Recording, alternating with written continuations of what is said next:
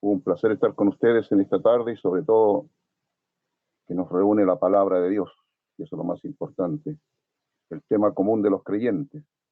Doy los saludos de los hermanos de Renca, que desean muchas bendiciones para ustedes y mandan todos sus saludos. Con la ayuda del Señor, hermanos, vamos a leer algo. El tema que puso el Señor en mi corazón es la oración.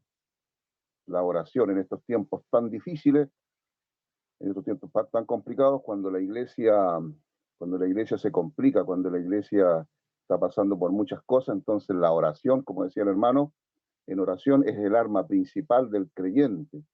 Lo extraordinario de la oración es que uno se conecta con el cielo. Eso es lo extraordinario, lo maravilloso, la bendición del creyente, que uno se conecta con el cielo. Y fíjese que esto de conectar, nosotros nos comunicamos por estos medios diferentes, con diferentes nombres, y no es como cuando yo llamo por teléfono a un hermano. Por ejemplo, un ejemplo sobre la oración. Yo cuando llamo a un hermano, tengo que esperar, ¿cierto? El sonido del teléfono, luego, si el hermano no está, me va a decir que dejo un mensaje, o si no va a contestar, el teléfono me dice que va a contestar, etcétera, etcétera. Pero esta comunicación de la oración, esta no tiene nada que ver con los medios nuestros. Esta comunicación, lo que es la oración del Señor, es una comunicación directa. Aquí uno es con el Señor, ni siquiera estamos marcando el número cuando el Señor ya nos está escuchando, y ni siquiera vamos a terminar, vamos a cortar, y el Señor ya está respondiendo de acuerdo a la necesidad o de acuerdo a la voluntad de Dios. Entonces esta comunicación es preciosa. Alguien dijo por ahí predicando que no todo lo que brilla es oro, pero si yo oro, todo brilla. ¿Ya? Me pareció interesante ese dicho. Les invito, por favor, hermanos, entonces a leer con la ayuda del Señor y con la dirección del Santo Espíritu. Nos vamos a consolar con la oración. Evangelio de Mateo, capítulo 6, vamos a leer desde el versículo 5. Evangelio de Mateo, capítulo 6, desde el versículo 5, que nos da algunas instrucciones respecto de nuestras actitudes en la oración. Dice, el Señor está dando instrucciones sobre la oración, de cosas que son importantes, de cosas que pueden suceder en nuestras vidas. Cuando el Señor nos habla, es porque las cosas son una realidad en nuestras vidas y necesitamos que Él nos aconseje, que Él nos dirija y que Él nos ayude. Por eso nos ha dejado la dirección del Santo Espíritu. Y confiamos en esta tarde en que el Señor nos guiará por su Espíritu. Dice, y cuando ores, no seas como los hipócritas, porque ellos aman el orar en pie en las sinagogas y en las esquinas de las calles, para ser vistos de los hombres. De cierto os digo que ya tienen su recompensa. Mas tú, cuando ores, entra en tu aposento y cerrada la puerta, ora a tu Padre que está en secreto. Y tu Padre que ve en los secretos te recompensará en público. Fíjese qué tremenda diferencia entre el capítulo 5 y el versículo 6. Son contradicciones. Cuando el hombre quiere orar y quiere hacerlo a su manera, como dice en el versículo 5, entonces no tendrá ninguna respuesta y no tendrá ninguna bendición y no será recompensado. En cambio, el hombre de Dios, el creyente, en el versículo 6, si ora conforme a lo que el Señor establece, entonces dice que será bendecido y será recompensado en público, pero lo hará el Señor. El primer orador quiere él mismo presentarse en público y quiere él mismo darse a conocer en público. Por lo tanto, no tiene recompensa ni tiene bendición. El segundo orador, él está de acuerdo a la voluntad del Señor. Él cierra su puerta y tiene su oráculo secreto con el Señor, su encuentro con el Señor. Entonces, él sí será recompensado, pero en público. El Señor llevará ese testimonio a hacerlo en público, pero el Señor, el primer orador no tiene ninguna dirección del Señor, por lo tanto, no tiene nada. Por lo tanto, hermanos, esto es una gran instrucción de cómo nosotros debemos orar. Si bien es cierto, el creyente puede ser oído en cualquier circunstancia, usted puede ir en la micro, puede ir en su auto, puede estar trabajando, etcétera, etcétera, y usted puede orar al Señor y usted va a ser escuchado. Va a ser escuchado.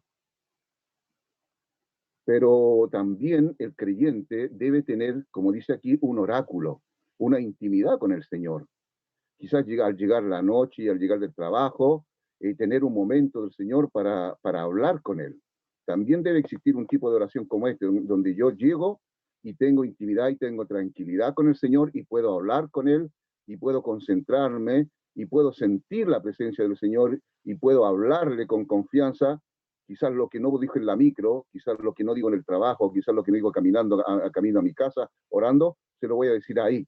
Por lo tanto, esa intimidad, ese secreto para hablar con el Señor, es muy importante que también, hermanos, nosotros lo practiquemos. Ya sea en la mañana, al despertarnos, antes de salir de la casa, tengamos un encuentro con el Señor a solas, o llegando a casa después del trabajo, después de cualquier actividad, pero tenemos que tener un encuentro personal con el Señor y con tranquilidad. Bien, eso sería en esta primera parte. Dice, y orando, no uséis vanas repeticiones, como los gentiles que piensan que por su palabrería serán oídos. No os hagáis pues semejante a ellos, porque vuestro Padre sabe de qué cosas tenéis necesidad antes que vosotros las pidáis. Aquí hay otra instrucción. ¿Ya? No, a veces uno quiere lucirse con la oración, a veces uno quiere impresionar con la oración, pero el Señor sabe lo que hay en nuestro corazón y tenemos que ser cuidadosos. Ahora, en nuestra vida, de nuestro comportamiento como creyentes, la fidelidad con el Señor, depende también la oración. Fíjese que en el fondo, todo depende del creyente. Todo depende de la obediencia, de la comunión, de la intimidad, de cómo habla el creyente con su Señor. Es decir, esa comunión vertical que después se canaliza a una comunión horizontal. El creyente puede llevar bendición, como también puede estorbar en la oración. Si yo no sé pedir, como dice también la palabra de Dios, es que uno no sabe pedir, dice la palabra de Dios, pero tenemos también que ajustarnos. Y fíjese que uno debe orar para orar bien. Uno debe orar para pedirle al Señor, Señor, quiero orar bien, quiero orar conforme a tu voluntad, quiero orar por lo que tú pongas en mi corazón. Entonces aquí está diciendo eso. Pero el Señor sabe lo que hay en nuestro corazón, porque tenemos que tener cuidado.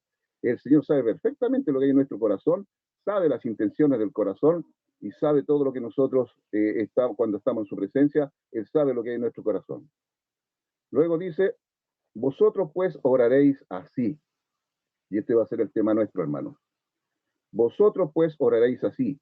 Padre nuestro que estás en los cielos, santificado sea tu nombre. Venga tu reino, hágase tu voluntad en el cielo como en la tierra. El pan nuestro de cada día, dánoslo hoy. Y perdona nuestras deudas, como también nosotros perdonamos a nuestros deudores. Y no nos metas en tentación, o como dicen otras versiones, no nos dejes caer en tentación, mas líbranos del mal, porque tuyo es el reino, y el poder, y la gloria, por los siglos de los siglos. Amén. Porque si perdonáis a los hombres sus ofensas, os perdonará también vosotros vuestro Padre Celestial. Mas si no perdonáis a los hombres sus ofensas, tampoco vuestro Padre os perdonará vuestras ofensas. Todo este pasaje relacionado con la oración, hermanos, con lo respecto de las peticiones que hay aquí, tenemos que tener mucho cuidado, porque dependiendo de la relación que yo tenga con el Señor, dependiendo de la comunión que yo tenga con el Señor, dependiendo de mi obediencia, de mi sometimiento a sus instrucciones, a sus estatutos, es que yo voy a poder tener estas actitudes. Yo voy a poder perdonar para ser perdonado. Fíjense que esto repercute en el cielo. Todo repercute en el cielo, porque la instrucción es divina, viene del cielo. Y todo lo que yo pueda obedecer y todo yo lo pueda entender y tener esa comunión con el Señor, se va a transmitir en medio de la iglesia, en medio de los hermanos. Por eso el perdón aquí es muy importante el perdón, termina con el tema del perdón.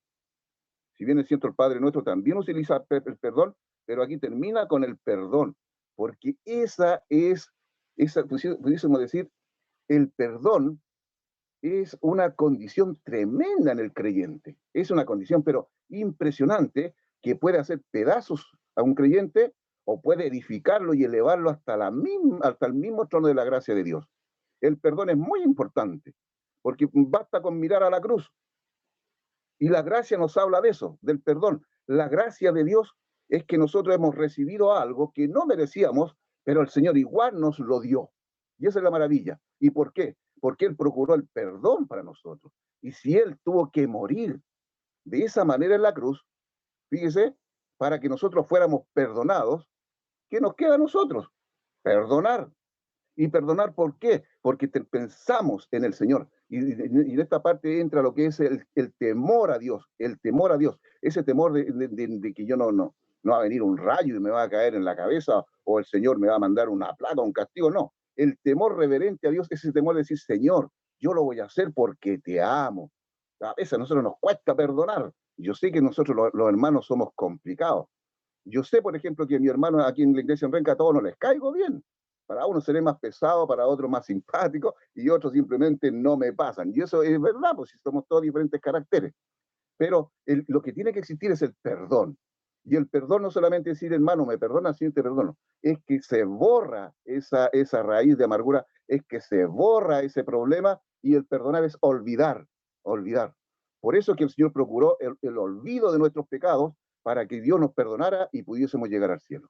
Entonces, hermano, el perdón en este sentido también es importante. Pero bien, vamos entonces con nuestro tema.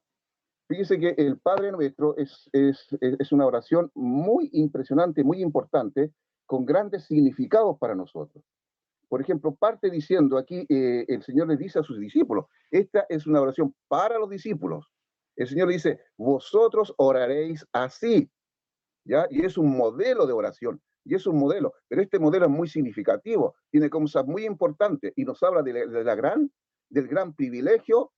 El primer versículo nos habla del privilegio, los otros nos hablan de la necesidad, de que somos necesitados, y termina el Señor diciéndonos que cuando terminamos esto y hemos comprendido lo que significa esto, nosotros exaltamos al Señor, lo glorificamos al Señor, porque dice, porque tuyo, mire cómo termina, porque tuyo es el poder. ¿Cómo termina diciendo eso? Dice, porque tuyo es el poder y la gloria por los siglos de los siglos, porque tuyo es el reino, el poder y la gloria por los siglos de los siglos. Terminamos entonces glorificando a Dios. Vamos entonces, esta es una escalera que va en descenso. Vamos a empezar en el cielo y vamos a terminar con nuestras necesidades. ¿Qué parte diciendo el Señor? Dice, vosotros, o sea, nosotros los creyentes, oraréis así, de esta manera. Una oración modelo. Primero dice, la tremenda expresión, la tremenda expresión. Esta es una expresión de la profundidad del corazón del Señor. Dice, Padre nuestro que estás en los cielos. Entonces, esto no nos deja mirar a ningún lado aquí en la tierra. Esta expresión, cuando el Señor dice, vosotros, los creyentes, los hijos de Dios, los que han recibido a Cristo, oraréis así. Padre nuestro que estás en los cielos. O sea, nosotros no podemos mirar a ningún otro padre de la tierra. No tenemos otro padre, o sea, al padre terrenal, por supuesto. Pero el único padre celestial y el único padre que tenemos está en los cielos. Como algunas religiones le llaman padre, le llaman pontífice, a alguna persona religiosa. No, tenemos un solo padre. Y fíjese, cuando uno predica el evangelio, a mí me llama la atención, fíjese, porque hay dos cosas importantes. A nosotros nos indica, cuando el Señor dice, vosotros oraréis así, Padre nuestro que estás en los cielos, nos habla de un hijo lejos del hogar, pero que tiene un padre que tiene un hogar para nosotros. Y esa promesa la hizo el Señor Jesucristo en Juan. Voy pues a preparar lugar para vosotros. Pero ¿qué dice primero? En la casa de mi padre muchas moradas hay. Qué extraordinario, y nosotros tenemos un padre con tremendas habitaciones. Qué castillo, ni qué hotel de 5 estrellas, hermano. Nosotros tenemos un padre que tiene una casa, y en la casa de mi padre muchas moradas hay. Y más encima, no es cualquier botones de un hotel que prepara la habitación cuando uno llega, no. Es el mismo Señor Jesucristo, el privilegio del creyente. Voy pues a preparar lugar para vosotros. Y eso nos habla a nosotros de la tremenda intimidad, conexión y comunión que tenemos con el Señor cuando nos habla del esposo y la esposa. Cuando dice, voy a preparar lugar para vosotros, nos está hablando de esa unión del esposo y la esposa. Cuando el esposo venga a buscar a la esposa para llevarla a sus habitaciones celestiales. Pero bien, como decíamos, fíjese que cuando dice que Padre nuestro que estás en los cielos, es un hijo lejos del hogar aún, pero que ya estaremos en ese hogar. Como decíamos, cuando uno predica el evangelio, uno le pregunta a las personas,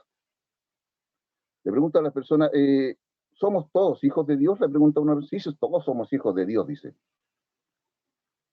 ¿Y Dios es padre de todos? Sí, dicen las personas, las religiones sobre todo dicen, sí, Dios es padre de todos. Entonces, el hombre que no tiene a Cristo, que no ha recibido a Jesucristo como Salvador, si hay alguna persona que nos esté oyendo, con mucho respeto, tenemos que decirle que no todos son hijos de Dios, todos somos criaturas de Dios, y que Dios no es padre de todos, sino que es padre de aquellos que se hacen hijos por medio del Hijo que es el Señor Jesucristo. Una persona cuando es hijo de Dios es cuando ha recibido a Jesucristo como su Salvador. Una persona cuando tiene a Dios por Padre es cuando ha recibido al Hijo como su Salvador y Él le hace ser hecho hijo de Dios.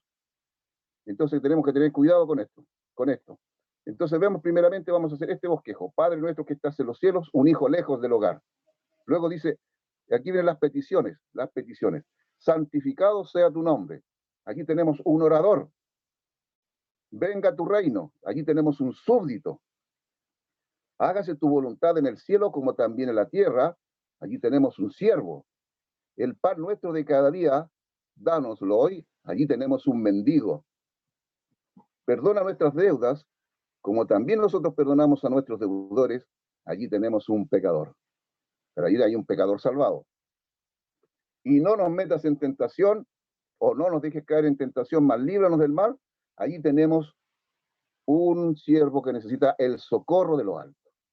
Y esa es la maravilla como vamos en alguna manera a subdividir este Padre Nuestro que el Señor indicó a sus discípulos.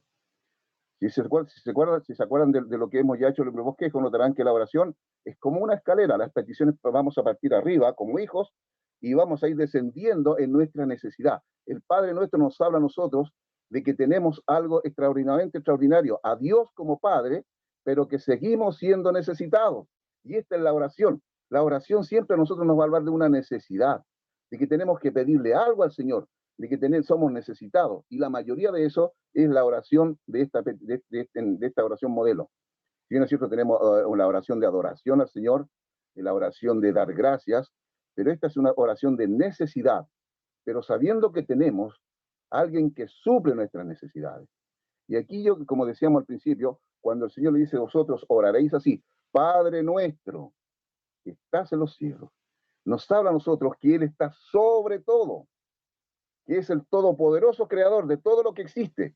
Si está en los cielos, es sobre todo, sobre todo. No hay alguien más allá, ni hay alguien de Él, sino solo Dios, el único Dios que está sobre todo. Y nos habla de esa potencia de Dios. Pero a mí lo que también me impresiona es que el Señor le dice, vosotros oraréis así, Padre nuestro. ¿Usted ha pensado en el privilegio de pecadores como nosotros, hermanos? Pecadores como nosotros que podamos llamar Padre al Dios creador de todo lo que existe, al omnipotente, al omnisciente y al omnipresente, Dios creador de todo lo que existe. ¿Cuándo jamás nosotros habíamos podido imaginar de decirle a Dios Padre? Yo cuando era católico, cuando era fanático católico, hacía todo, yo tengo todos los sacramentos, oiga, todos, no he faltado ni uno. Entonces yo podía decirle Dios, claro que podía decirle Dios, pero yo le decía Padre y no sabía que yo no podía llamarle Padre porque Dios no era mi Padre, era mi Dios, el Dios creador, el que me creó. Como decíamos, todos somos criaturas de Dios y pasamos a ser hechos hijos de Dios cuando nos acercamos a Dios por medio de la obra y el sacrificio precioso del Señor Jesucristo. Entonces, primeramente, uno dice, ¿cómo yo puedo ahora llegar a decirle a Dios, Padre, oiga, Padre, y yo ser hecho un hijo de Dios? ¡Qué tremendo privilegio! Si pensamos en eso, que yo le diga Padre a Dios, Adán no tuvo el privilegio. Los grandes hombres del Antiguo Testamento no tuvieron el privilegio. Si bien ya se hablaba de que él sería padre de Israel, pero no tenían el privilegio. Los ángeles no tienen el privilegio. Pero nosotros, hermanos, tenemos un tremendo privilegio de decirle a Dios Padre. Y el Señor nos da la autoridad. Allí el Señor es enfático. Vosotros oraréis así, Padre nuestro. Y es nuestro, está en plural. Nosotros somos una entidad, somos la iglesia de Dios, por lo tanto esto es un Padre colectivo de todos los que le han recibido como han recibido al Señor Jesucristo como Salvador. Ahora, si este privilegio es grande, hermano, de que yo pueda llamarle Padre a Dios, entonces yo voy a tener que poner la mirada también en la cruz. Y voy a tener que ver toda la vida del Señor Jesucristo. Y ver mientras Él caminaba a la cruz, mientras Él era humillado camino a la cruz, cuando sus espaldas fueron con latigazos y sacaron pedazos de piel de su espalda y eran surcos y manaderos de sangre. Y tengo que pensar en la corona de espina que le pusieron. Y tengo que pensar al paso de esa multitud enfervorizada, terrible, cómo le escupían. Y tengo que pensar en las bofetadas, en los puñetazos que le pegaban al Señor. Y más aún, todavía tengo que ser más impresionado, hermano, cuando puedo decirle a Dios Padre. Él llegó a la cruz y se dejó crucificar, sus manos y sus pies clavados, levantado entre el cielo y la tierra, totalmente herido, totalmente lleno de dolor, de angustia, de aflicción, de sed, de cansancio, psicológicamente herido, mortalmente herido físicamente, y más aún cuando el Padre lo abandona, ¿sabe? Por esa condición del Hijo, por esa condición preciosa del Señor Jesucristo, es que yo puedo llamarle Padre a Dios cuando recibo a Jesucristo como mi Salvador.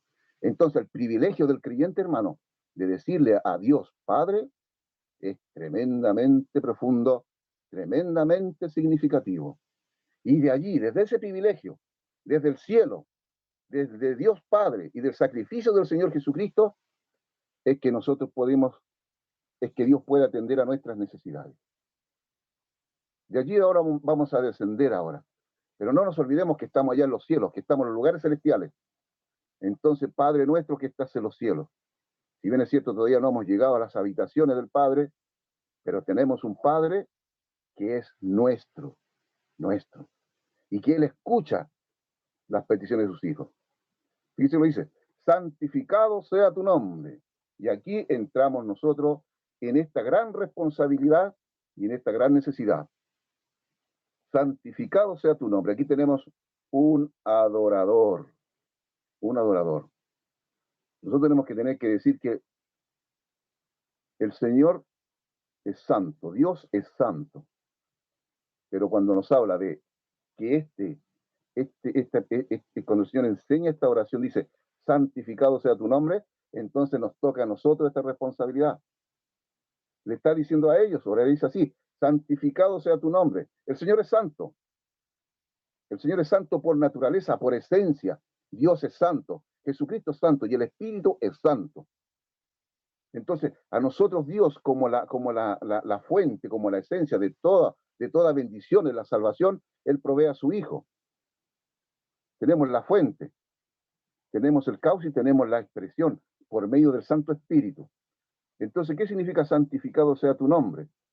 Que nosotros tenemos la responsabilidad de santificar a Dios. Por eso dice vosotros, santificado sea tu nombre. Él es santo por esencia. ¿Qué significa ser santo? Ser santo es poner aparte para un uso o un propósito especial. Cuando el Señor dice ser santo porque yo soy santo, entonces nos está diciendo que tenemos que vivir la vida de Cristo, que tenemos que vivir la vida de Cristo, lo que hacía Pablo, ya no vivo yo, mas vive Cristo en mí. ¿Y cómo santifica el creyente a Dios? Viviendo la vida de Cristo, expresando las cualidades, las acciones, los pensamientos, las palabras de Dios en Jesucristo. Eso es santificar a Dios, vivir la vida obedeciendo a Dios como lo hizo Jesucristo. Por eso tenemos un ejemplo. Ejemplo tenemos en Cristo. Entonces aquí tenemos nosotros una gran misión. Una gran misión. Este es un adorador. Este está ahí en la presencia de Dios. Ha sido santificado. Ha sido puesto, apartado para un propósito especial que es vivir bajo la voluntad de Dios y imitando al Señor Jesucristo. ¿Sabe lo que Dios quiso desde el principio? Que el hombre lo expresara. Esa es la voluntad de Dios. Que Dios quiere que el hombre lo exprese. Esa es la economía de Dios, es la administración de Dios que busca en nosotros. Qué extraordinario que el Señor nos haya apartado para un propósito especial y para un uso especial. Un propósito y un uso especial. O sea, el propósito de Dios es su voluntad y el uso es que nosotros tenemos que ser usados. Cuando Pablo le dijo, Señor, ¿qué quieres que yo haga? Le estaba diciendo, Señor, úsame. úsame, conforme a tu propósito. ¿Y cuál es ese propósito? De vivir la vida de Cristo con el poder del Santo Espíritu de Dios. Fíjese que tenemos, santificado sea tu nombre. Allí empieza la primera responsabilidad del creyente. ¿Qué dice la palabra de Dios? Buscad primeramente el reino de Dios, su justicia, y lo demás será añadido. O sea, primero nosotros tenemos la gran responsabilidad de siempre buscar a Dios en el primer lugar. Dios siempre tiene que estar en el primer lugar. En el primer lugar. Con estos propósitos, santificarlo, honrarlo, y pudiésemos decir glorificarlo, dar gloria a Dios. Eso es lo que el mundo más necesita hoy, hermano, ver a Dios en creyentes que lo santifiquen, que lo expresen, que hablen como Cristo, que piensen como Cristo, que sientan como Cristo, que hagan como el Señor Jesucristo, que perdonemos como el Señor Jesucristo, que nos sobrellevemos como el Señor nos llevó. Cuando el Señor recibía todo ese castigo y los insultos, nunca le dijo a nadie, espérate que baje de la cruz, espérate que baje de la cruz, vamos a arreglar cuenta, amigos. No, Él nunca dijo eso, porque su propósito era glorificar al Padre, santificar al Padre. Y ahora nosotros somos los que tenemos que hacer eso. Por eso, ser santo es ser apartado para un uso y para un propósito especial.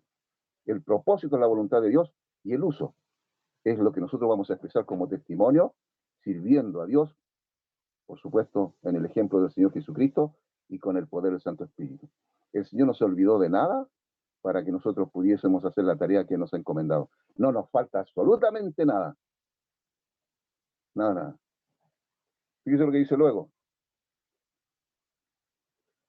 Venga tu reino. Venga tu reino. Y aquí nos está hablando de un súbdito, de un súbdito, de uno que se sujeta a la autoridad de Dios, a la autoridad de Dios. En un reino tiene que haber un rey. En un reino tiene que haber un rey. Y cuando habla de venga tu reino, es que está hablándonos de que hay un rey. Y ese es ese que volverá un día. Venga tu reino. Ese que vendrá un día como rey de reyes y señor de señores. Entonces nosotros somos los súbditos. Dice que nosotros somos reyes y sacerdotes. Nosotros somos un reino de sacerdotes. Entonces, este súbdito está bajo la voluntad, se sujeta bajo la voluntad del Señor para también administrar respecto. Este es como por ejemplo, mire, es tan precioso este tema que este súbdito, y como estábamos también al cierre, este súbdito tiene que estar bajo la autoridad de Dios y obedecer a Dios. Entonces, cuando él está administrando a Dios, es como el sumo sacerdote en lugar santísimo. Es como el sumo sacerdote. Él tiene que administrar como Dios le decía tenía que vestirse, como el incienso tenía que prepararse, como la sangre tenía que ser rociada. Entonces él tenía que entrar en la administración con estas características. Entonces ese súbdito, pudiésemos decir, es que está sujeto a la voluntad de Dios para servir a Dios. Entonces, ¿qué nos habla a nosotros aquí? De un servicio, de una administración cerca del Señor, como el sumo sacerdote, para que podamos entender el tema. Y dice que todo esto todo está involucrado, todo nos involucra a Dios. ¿Qué dice después? Continuando con el descenso, el siguiente peldaño es el siervo. Hágase tu voluntad, como en el cielo, así también en la tierra. Este nivel es más bajo que el de súbdito. Es más bajo, porque aquí siervo significa esclavo, esclavo, ¿ya? Y este esclavo está para un servicio especial, un poco más abajo del súbdito. Entonces, este esclavo tiene un servicio diferente, Él está sometido en condiciones un poco más bajas, y fíjese que todo esto nos va a llevar siempre al Señor Jesucristo. Cuando el Señor Jesús lavó los pies de los discípulos, allí Él se hizo como un esclavo. Era la costumbre judía de cuando alguien entraba en una habitación, había un esclavo que se encargaba de lavar los pies a la visita. Lo que no hizo Simón, el fariseo. Lo que sí hizo aquella mujer que ungió los pies del Señor Jesucristo con sus cabellos y con un alabastro y un perfume de gran precio, lo derramó y adoró al Señor. Entonces nosotros somos esclavos del Señor. Qué maravilla ser esclavo del Señor. Qué maravilla es que nosotros tenemos el ejemplo en el Señor Jesucristo como aquel siervo que es esclavo y que sirve de esta manera en que este siervo y este esclavo tiene que llegar a la máxima humillación. Este fue un esclavo que llegó a la máxima humillación, el siervo que llegó a la máxima humillación, colocado en una cruz de humillación. Hay algunos predicadores que dicen, cuando este siervo, cuando este esclavo se hizo nada, entonces nosotros pudimos ser algo. Pudimos ser algo. Entonces, todo está el ejemplo en el Señor Jesucristo. Por eso dice, hágase tu voluntad, como en el cielo, así también en la tierra. Él está diciendo, hágase tu voluntad. O sea, yo quiero ser, Señor, un siervo, quiero ser un esclavo tuyo, quiero ser un servidor. El Señor dice, yo no vino para ser servido, he venido para servir. Y esa es una connotación de un siervo, de un esclavo. Esa es la humildad de nuestro Señor Jesucristo.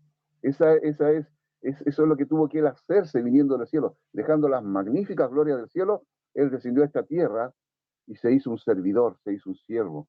Por amor a nosotros y por amor a nosotros llegó a la cruz y murió por nosotros. Luego tenemos, dice, el pan nuestro de cada día, dánoslo hoy. Nosotros, hermanos, somos necesitados, muy necesitados. Todo esto nos habla a nosotros de necesidad, de necesidad. El pan nuestro de cada día, dánoslo. Entonces nos habla de un mendigo que pide pan. Alguien que mendiga a diario. Alguien que tiene que apelar continuamente a la caridad para su sustento. Y es muy conveniente que nosotros ocupemos este lugar, ya que nosotros tenemos toda esta gran necesidad. Y todo lo que tenemos lo debemos a la caridad del cielo. Nosotros pudiésemos decir que somos mendigos, llevando a otros mendigos a la mesa del pan de vida. Esa es la gran misión de este mendigo. Pero que si tiene necesidad, él lo va a pedir. Nosotros pudiésemos decir que hemos tenido el gran maná del cielo, el pan de vida. Y esta es la representación del Señor, que nosotros tenemos necesidades, tanto físicas como espirituales. Somos mendigos, somos necesitados. Así como Mefiboset era un hombre muy necesitado, con muchas discapacidades, y pudo decirle al rey David cuando se presentó de él, ¿quién es tu siervo para que te fijes en él sino un perro muerto? Y el Señor y David lo puso a la mesa del rey. Así hemos sido nosotros, mendigos, necesitados, hemos sido puestos en la mesa del rey. Pero tenemos necesidades. Y este es el pan que nosotros tenemos que pedir. El pan nuestro de cada día, dánoslo hoy. No solo de pan vivirá el hombre, sino de toda palabra que sale de la boca de Dios. Es el maná celestial.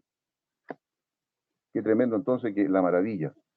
Pero vamos descendiendo del peldaño de abajo, que es el mendigo, y ahora corresponde al lugar del pecador. Perdónanos, perdónanos, perdónanos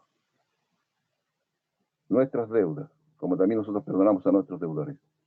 Entonces debemos reconocer que seguimos siendo pecadores. Tenemos conciencia, somos pecadores, está bien, somos pecadores salvados. Hemos sido librados del poder del pecado, pero no de su presencia. Seguimos siendo pecadores. Entonces siempre tiene que haber una palabra para nosotros cuando nos dirijamos al Señor, que el Señor nos perdone. A veces pecamos inconscientemente, no nos damos cuenta, pero pecamos. Y en la oración debe estar incluido eso: Señor, perdóname. Si he pecado contra ti sin darme cuenta, Señor, pido perdón. Entonces aquí nos está haciendo conscientes de la gran necesidad que somos pecadores y necesitamos el perdón diario, hermanos. Necesitamos siempre presentarnos delante del Señor para el perdón diario, para la limpieza diaria, por decirlo, para ser vueltos a la comunión, para volvernos a Dios y volver a Dios por si hemos pecado. Ser restaurados es la palabra que se me estaba olvidando. Ser restaurados delante de la presencia de Dios. Por eso dice, perdónanos. ¿Perdónanos qué? Nuestras deudas. Nuestras deudas. Y eso es lo que nosotros entonces encontramos en el Padre Nuestro, que nos habla de perdonar. Perdona nuestras deudas. Y sabe, y el Señor da por hecho en esta maravilla. Y lo que pasa, mire, que los creyentes, hermanos, los creyentes somos especiales. Somos un tesoro precioso escogido. Hemos sido hombres que nuestra mente se ha renovado, que hemos sido restaurados, que hemos sido puestos en la presencia de Dios. ¿Sabe usted que estar en la presencia de Dios es terrible? Es terrible. Cuando el sumo sacerdote tenía que entrar a la presencia de Dios, No entraba como él quería, no entraba como él pensaba, ni a su manera. Y hoy día no voy a hallar sangre. No, hoy día no voy a hallar, el incienso lo voy a preparar a mi manera, oiga. No, me voy a vestir a mi manera. El creyente tiende a acomodar las cosas del Señor a su conveniencia, y eso no puede ser. Lo que Dios dice, se hace. Si el sumo sacerdote no cumplía con esa condición, se moría. Se moría y el pueblo estaba expectante afuera y todos estaban nerviosos. Y si pasaba mucho silencio, se murió. Y tenían que sacarlo arrastrando de dentro de la presencia de Dios. Pero este hombre entraba conforme a la voluntad de Dios. Eran grandes hombres. Entonces, esto nos habla a nosotros también de presentarnos delante de la presencia. ¿Cómo nos presentamos en la adoración? ¿Cómo nos presentamos cuando venimos delante del Señor con temor y temblor, conforme a lo que Él nos ha establecido para presentarnos delante de Él? Entonces, esta oración es muy importante, que reconozcamos que somos pecadores, perdona nuestras deudas, dice, y el Señor lo da por hecho. Perdónanos nuestras deudas, como también nosotros perdonamos. O sea, el Señor da por hecho que nosotros perdonamos, que no tenemos ningún problema en perdonar. Porque vosotros oraréis así, Padre nuestro, perdona nuestras deudas. Estamos pidiendo perdón porque somos pecadores, conscientes de que somos pecadores y que pecamos. Perdona nuestras deudas, como también nosotros perdonamos a los que nos ofenden o a nuestros deudores. ¿Y será una realidad esto en nuestra vida? El Señor lo dio por hecho.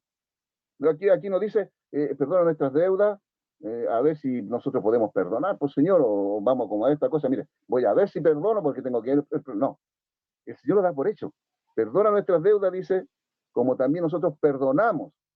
O sea, es una realidad la vida del creyente, es una realidad en el trámite de vida conforme a la voluntad del Señor. Por eso que parte diciendo allí el adorador que nosotros hemos sido apartados para un propósito y un uso, que es vivir conforme a la voluntad de Dios en el ejemplo del Señor Jesucristo.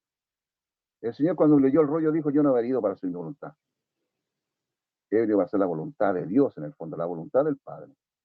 Entonces uno dice, oye, ¿quién soy yo para no hacer lo que el Señor me manda?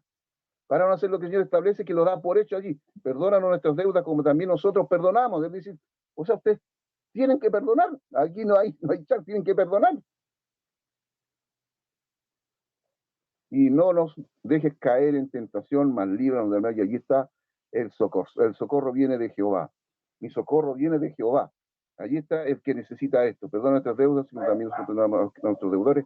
Y no nos dejes caer en tentación, mas líbranos del mal. Eso tenemos que pedirlo. El Señor sabe que tenemos necesidades, pero cuando el creyente pide sobre este tema y cualquier otro tema, se hace consciente de que es débil, de que es necesitado, de que necesita de la providencia de Dios. Necesita ser, como hemos leído en todas las situaciones, primeramente tenemos que ser hijos de Dios, tener el Padre Celestial que está en los cielos. Y para santificar su nombre tenemos que saber que hemos sido apartados para un uso y un propósito. Y que venga tu reino, nosotros esperamos un rey, y somos súbditos, y somos siervos queriendo hacer la voluntad de Dios. El pan nuestro de cada día, que somos mendigos necesitados. Mire, aquí nos habla de la gran necesidad nuestra, hermanos, y de la gran necesidad nuestra, y que nosotros ya no tenemos simplemente a Dios, sino que tenemos un Padre que es Dios. Qué tremendo privilegio para estos hijos. Tienen un Dios que es su Padre, y tenemos un Padre que es Dios. Mira la tremenda potencia que tenemos en los cielos, de la cual disponemos, y que esto tiene que ser en oración. Vosotros, dice, oraréis así. Tenemos una tremenda potencia, una tremenda riqueza. Nosotros tenemos una tremenda calidad y cantidad de vida, una calidad de vida que el Señor ha hecho por nosotros muriendo en la cruz. Y esta calidad de vida es que somos hijos de Dios. Y una cantidad de vida que viviremos por la eternidad, somos eternos, somos inmortales. Todos estos privilegios entonces nosotros nos llevan, hermanos, a valorar eso y saber y ser conscientes que estando en la presencia de Dios y cuando oramos a Él, tenemos toda la potencia del cielo atenta a cada hijo, a cada siervo, a cada adorador, a cada súbdito, a cada pecador, a cada mendigo, que es lo que somos nosotros. Nos habla de esa gran necesidad de lo que somos. El Señor dice, no se olviden lo que son. No se olviden lo que son. Y no se olviden de quién soy yo. Soy el Dios que ha creado todas las cosas. Mire, si Dios tuvo el poder para salvarnos de la manera en que murió el Señor Jesucristo, ¿Cómo no nos ayudará en nuestra vida cotidiana, en nuestras cosas diarias, si tenemos un Dios potente? Por eso que termina diciendo, el Señor Jesucristo dice, que nos dirijamos al Padre de esta manera, porque tuyo es el reino, el poder y la gloria por los siglos de los siglos. Y dice, amén. Está de acuerdo, está de acuerdo. Entonces, hermanos, terminamos glorificando a Dios, reconociendo lo que Dios es. Primero, tenemos un Padre, pero este Padre tiene un reino, el poder y la gloria, y por los siglos de los siglos. Amén. Y nosotros ya lo estamos viviendo, hermanos, ya lo estamos viviendo. Y falta que ahora el Señor venga y nos llame y volaremos a la eternidad. Quizás ya mañana, cuando abramos nuestros ojos, lo abramos en la gloria celestial, porque tenemos un Dios potente, un Dios que sabe nuestras necesidades, y despertaremos en la gloria celestial y ya para vivir eternamente, por los siglos de los siglos, en el reino, en la potencia y en la gloria del Dios Todopoderoso. Hermano, que esto nos anime. Un creyente, ¿sabe? Un creyente es un hijo de Dios. Un hijo de Dios es que tiene una relación tremenda. Nosotros tenemos una relación de sangre con nuestros padres, con nuestros hijos, pero la relación que tenemos nosotros es espiritual, totalmente superior. Entonces, cuando yo digo que Dios es mi Padre, es que tú eres un gran hijo, es que tú eres un hijo espiritual, un hijo celestial, y has sido ganado por la sangre del Señor Jesucristo. Entonces, aquí encontramos todas estas maravillas. Hijos, adoradores súbditos, siervos, mendigos, pecadores, y necesitamos ser socorridos, y tenemos un Dios que es, por los siglos de los siglos, un Dios poderoso y santo que está atento a nuestras necesidades. ¿Por qué salimos de algunas dificultades? ¿Por qué salimos de algunas enfermedades? ¿Por qué el Señor nos tiene vivo todavía? Porque Él tiene un propósito, somos santos.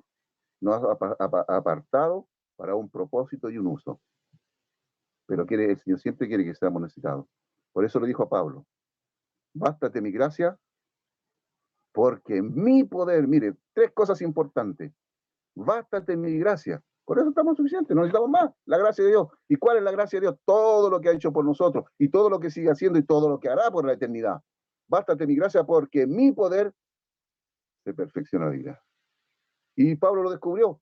Oh, dijo, mire qué maravilla, cuando soy débil, soy fuerte. Más adelante lo dice. Hermanos, mientras más débil nos consideremos, más vamos a necesitar a Dios, más vamos a acudir a Dios, y ahí vendrá la potencia, la fortaleza para ser fuertes, y seguiremos adelante. Que el Señor nos anime, nos bendiga, nos consuele con la oración, que es lo más precioso que el Señor nos ha dejado. Y el ejemplo más precioso de la oración es el Señor Jesucristo. Terminó orando por nosotros. No ruego por esto, sino también oro por los que han de venir más adelante. Está orando por ti, hermano, está orando por mí. Dios sigue intercediendo. Que el Señor nos bendiga y nos fortalezca. Gracias por su paciencia, hermano.